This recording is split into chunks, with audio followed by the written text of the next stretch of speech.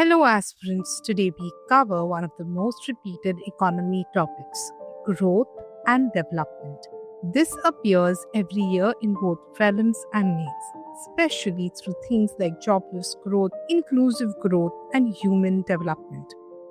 Economic growth means more production and rising GDP, but development means improving people's quality of life, jobs, education, healthcare, equity.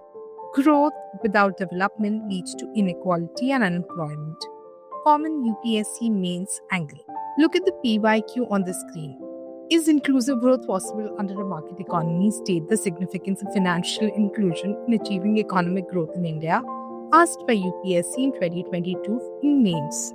This is why inclusive growth is a high priority concept. It means growth that benefits all regions, sectors, genders, and communities. Look at another PYQ on your screen.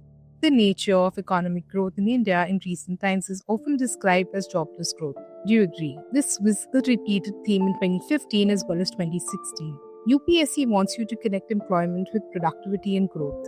India's growth has often not generated enough jobs, hence jobless growth.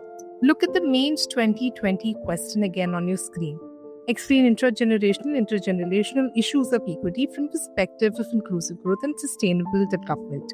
Equity means fairness. Today's growth should not destroy tomorrow's resources. This is a direct link between development and sustainability. Look at the prelims questions now on your screen.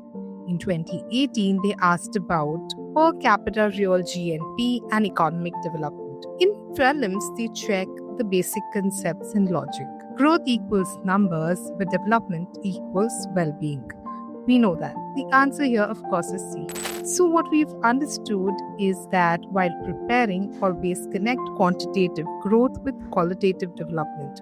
Use sector transformation, demographic dividend, HDI, inequality trends, and employment data and PYQs. Practice these questions with strong mains answers, which of course you get on Asking Yuki. See you again. All the best.